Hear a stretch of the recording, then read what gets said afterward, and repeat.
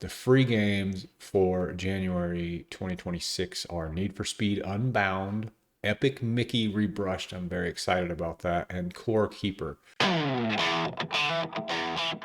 Need for Speed is an exclusive to PS5 gamers with PlayStation Plus since it never had a PS4 version release. Core Keeper and Epic Mickey both have PS4 and PS5 versions available. So here's a screenshot of Epic Mickey. If you haven't ever seen or heard of this game, it is a fun kind of an action adventure game involving Mickey and a magical paintbrush. Pretty cool game. I would recommend you check that out, especially if you don't have any games that you're planning on playing this coming month. For me, I have a plan for 2026 before a certain game comes out. I want to play Alan Wake, Control, Alan Wake 2, and Quantum Break before Control Resonant comes out. I am very excited about that game. That Remedy Connected Universe is just so good. It is so good. So yeah, so those are the you can, it's your last chance, I think, today, January 6th. So no, I think today, maybe Monday, will be your last chance to claim the 5 free games from PlayStation Plus from December, which were pretty good games. Killing Floor, Lego Horizon Adventures, Neon White, Synduality, Neon White, Synduality, Echo of Alda, and the Outlast Trials. That one is, I'm looking forward to trying at the beginning of this year as well. So that was the PlayStation Plus games for January.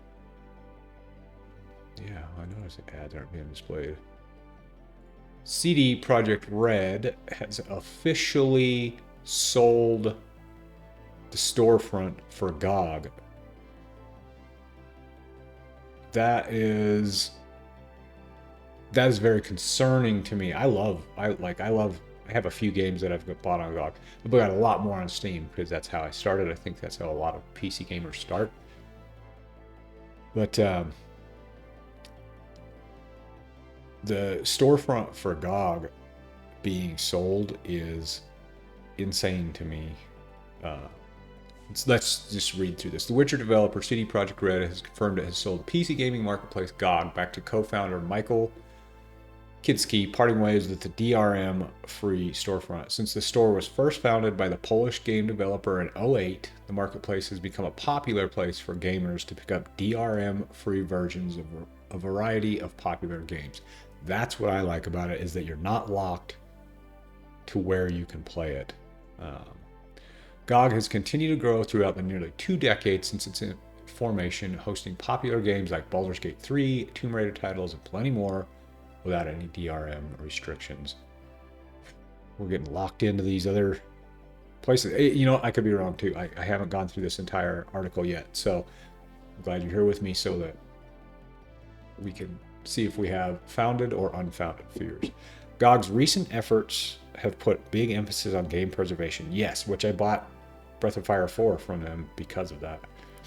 With the company making strides toward maintaining older games, H.A.W.G. launched the H.A.W.G. Preservation Program in late 2024 as a new initiative aimed at restoring older games and making them playable on modern hardware. That is necessary. The H.A.W.G. Preservation Program has its hands in a plethora of re-releases of beloved older video games, including the original trilogy of Resident Evil games and Alpha Protocol, alongside a multitude of other titles. Now, CD Projekt is officially parting ways with H.A.W.G., selling the platform to one of the people who helped establish the marketplace. So that might be its saving grace right there.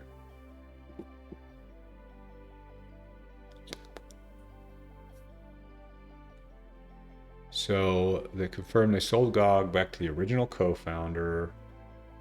Holy cow, for a decent amount of money. CD Projekt cited its desire to refocus the company's efforts on video game development in this official press release. Okay, don't drop the ball like you did with 2077, CD Projekt, please. Witcher 4 has such a high bar that you're going to have to reach. But yeah, I can agree. I agree with that statement and your reasoning behind that. Putting its full attention on creating top quality RPGs.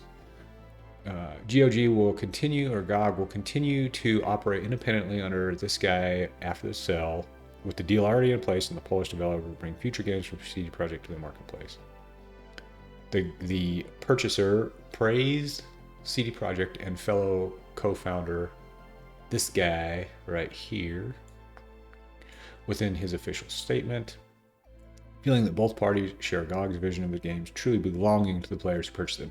That is, I talk about this often, how back in, let's say, PlayStation 1, PlayStation 2 days, even early PS3 and Xbox 360 days, early Xbox games, if you bought a game, it was either a complete game and the studio thrived, or it was a broken game and the studio failed.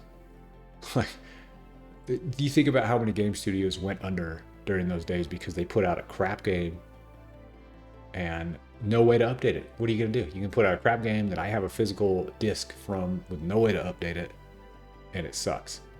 Well, guess what? Your company just went under because nobody's going to buy a game from you again. Whereas now, like, you got Cyberpunk 2077 came out broken in so many areas, which is a good game now. Let's put this caveat: it is a great game now.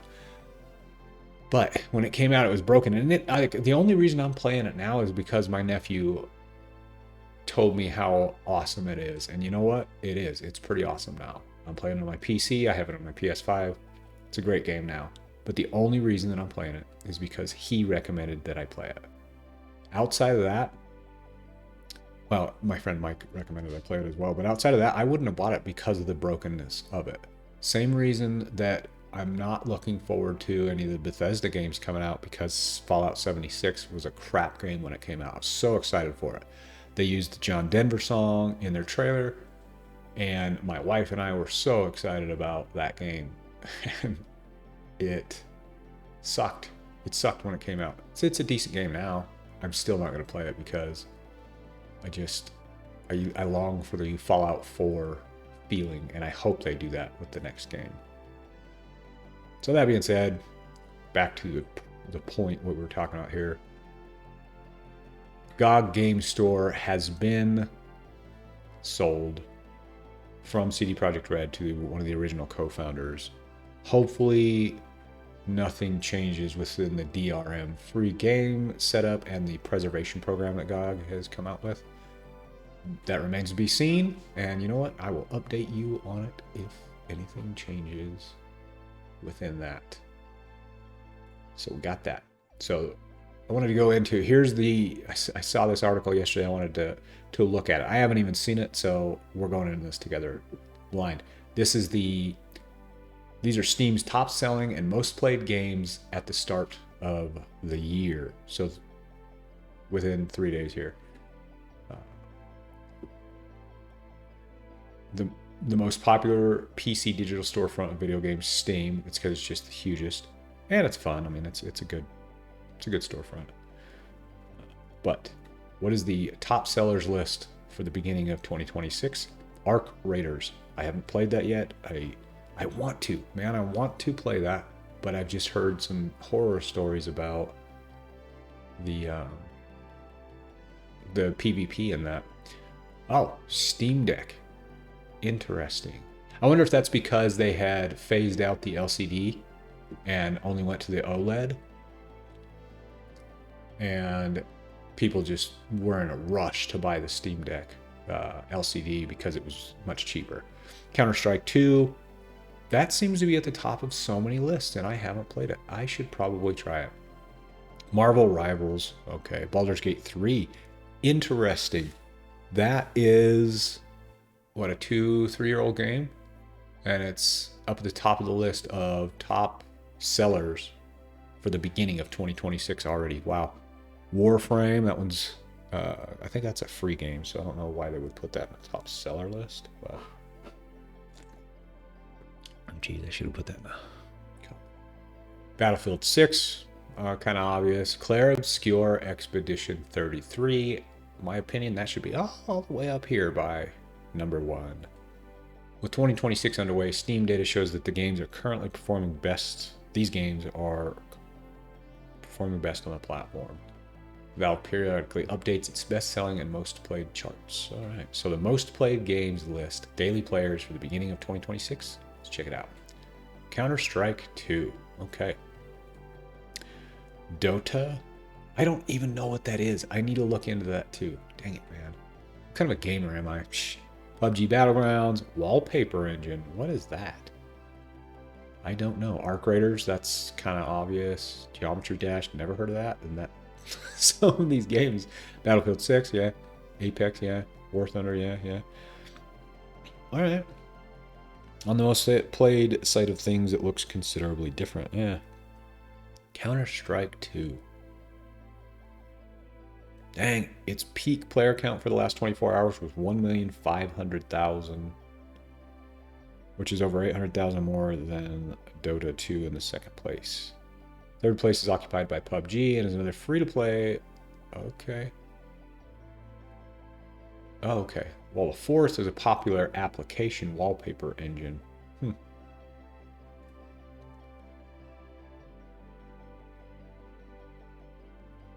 Interesting. Okay. Well. That was kind of an anticlimactic list there. But you know what? Still like it. So PlayStation Plus is losing at least 4 games in January. What games are they losing?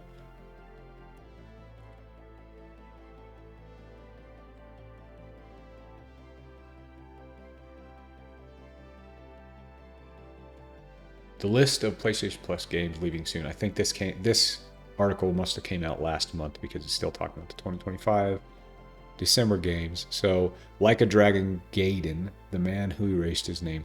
I want to like these games. I haven't played them. And a part of it is my own tick, really, is because the name is so long.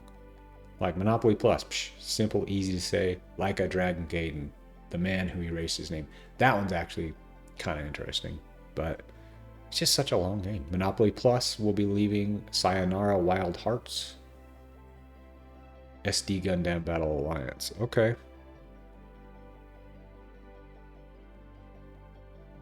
So these are leaving this month, January 2026. Okay.